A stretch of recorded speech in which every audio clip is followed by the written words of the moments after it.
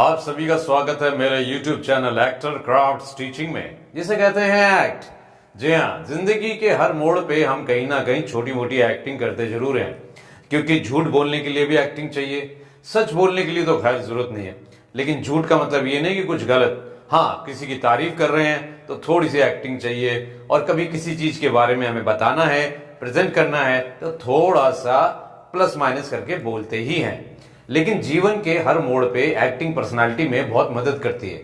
आपकी body language, आपके बोलने का स्टाइल आपके किरदार को जिंदा दिल बना देता है, आपकी बातों में वजन पैदा करता है, और आपको वाकई में ये साबित करने में लोगों की नजरों में कि वाकई में you have a kind of कि एक एटीट्यूड है, आपके अंदर एक पॉजिटिव एटीट्यूड है, तो वो आपको अंदर से बाहर लाने का एक माध्यम बनता है। अब ऐसे में इस सब चीजों को सीखने के लिए हम कहां जाएंगे? हमारे पास इतना टाइम नहीं है। हमें घर भी देखना है, काम भी देखना है, और फैमिली को भी देखना है। थिएटर जाने का मतलब है कि 6-6 महीने के लिए आपको पहले किसी एक नाटक के ऊपर पूरा वर्कशॉप करना पड़ेगा। लेकिन ऐसे में कोई इंसान करे तो करे क्या?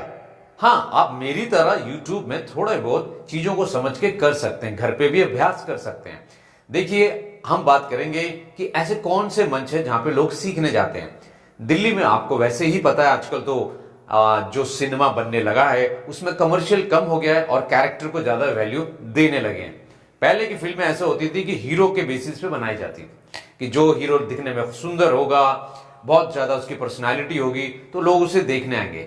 लेकिन जब से पुष्पा और वेब सीरीज और काफी चीजें सामने आने लगी, साउथ इंडिया की मूवी में रूट से कनेक्टेड, जड़ से जुड़ी हुई पिक्चरें बनाई जाने लगी, तो तब लगा कि वाकई में लोग हीरो नहीं, लोग चाहते हैं कि कहानी क्या, अपना समय कहानी और कंटेंट पे देना चाहते हैं, ताकि वो एक ऐसी दुनिया में जी सके जहां पे वो 1-2 घंटे के लिए अपने तनाव और टेंशन को भूल सके।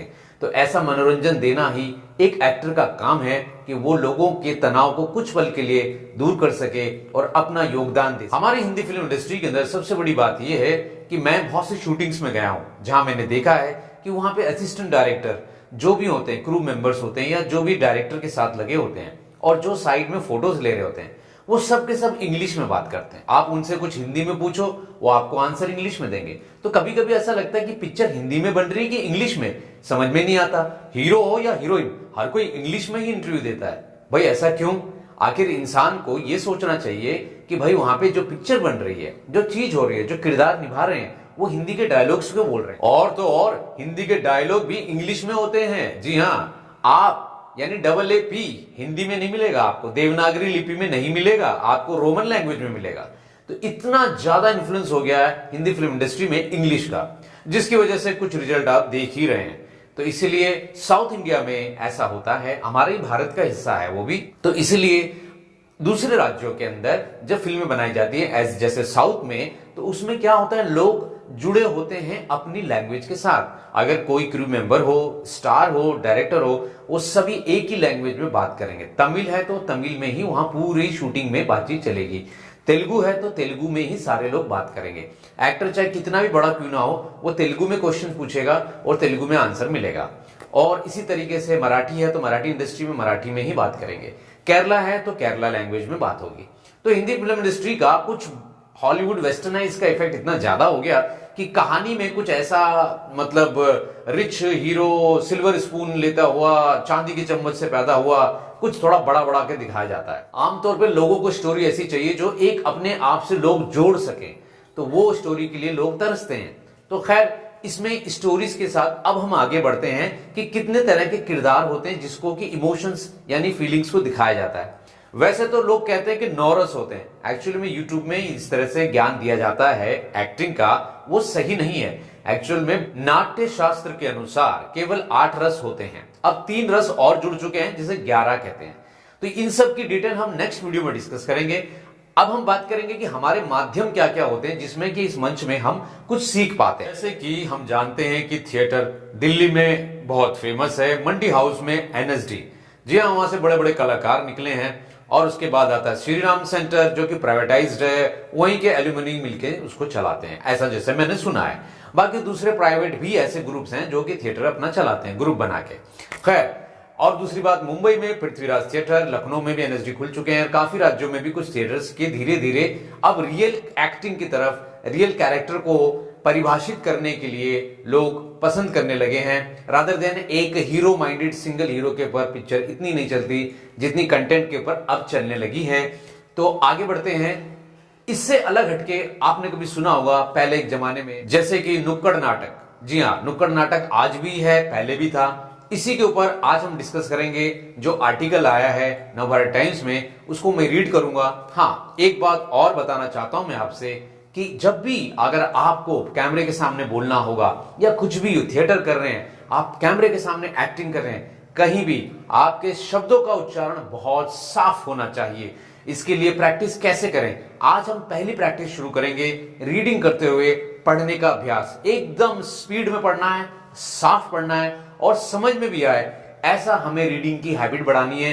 पेपर को पढ़ना है जिससे कि आपको और ज्यादा आवाज, बोलना और क्लियरिटी ऑफ वर्ड्स होंगे। तो चलिए शुरू करते हैं आज के इस आर्टिकल। लीजिए, आपके सामने पेपर का आर्टिकल, मेरे सामने पेपर है तो मैं पढ़ना शुरू करता हूं।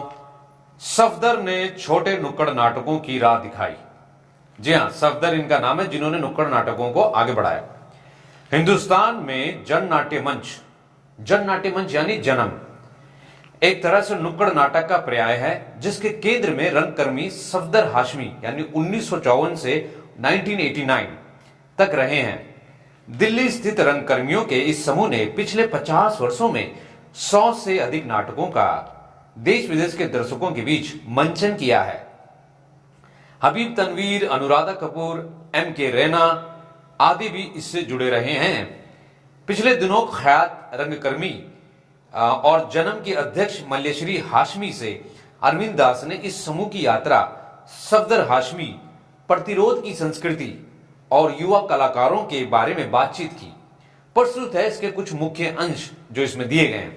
खैर, पहला सवाल यहां पे यही पूछा गया, जब नाट्य मंच अपनी यात्रा के 50वें साल में है, इस सफर को किस रूप में देखती हैं? ये हैं मल्लेश्वरी हाशमी।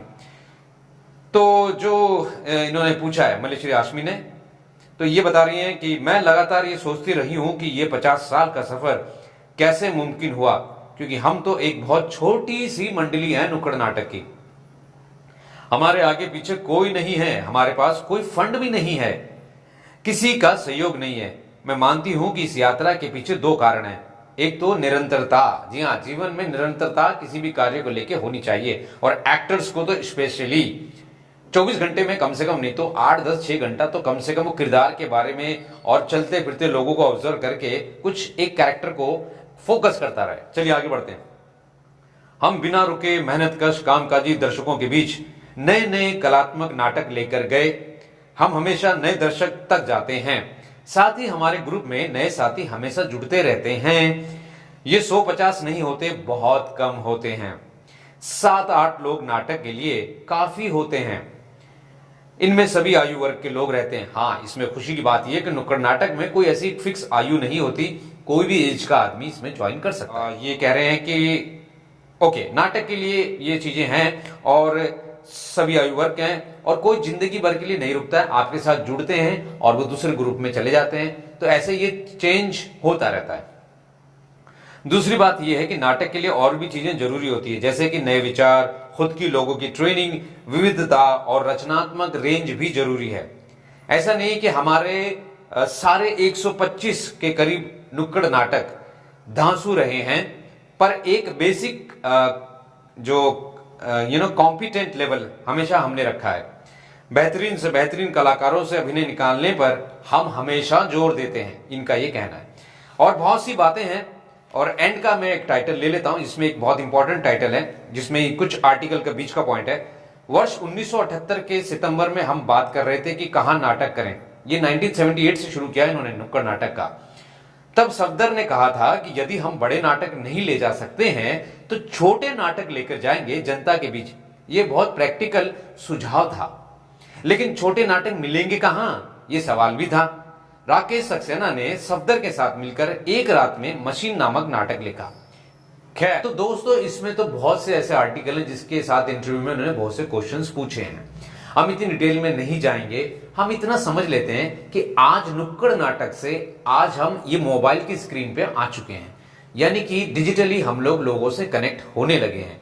तो क्यों ना आप भी घर बैठ के कुछ ना कुछ रीडिंग करें।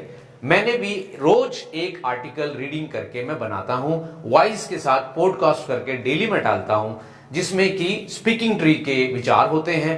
यानी स्पीकिंग ट्री एक आर्टिकल जिसके अंदर विचार दिए जाते हैं, और एक विचार का अलग आर्टिकल होता है जिसमें कुछ ना कुछ स्टोरीज होते हैं।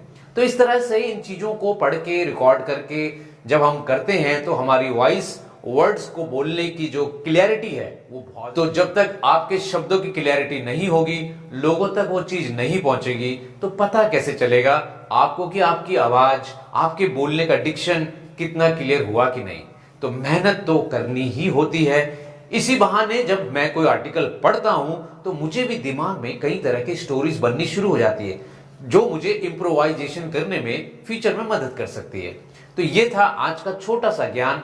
फिर 8 रस यानी 11 रस मॉडर्न टाइम के क्या क्या होते हैं, उनका एक्टिंग में क्या रोल है, और सिनेमा क्लिप के साथ आपको दिखाया जाएगा कि कहां कहां पे किस रस का प्रयोग किया गया है। तो इंतजार कीजिए दिल थाम के नेक्स्ट टाइम के लिए।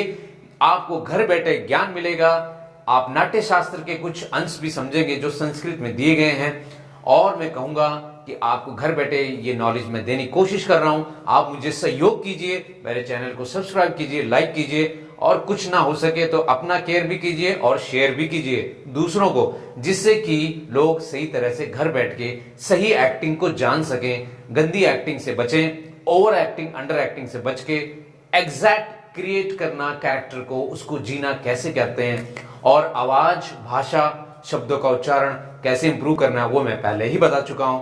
तो तब तक के लिए जय हिंद, जय भारत, अपना ख्याल रखिएगा।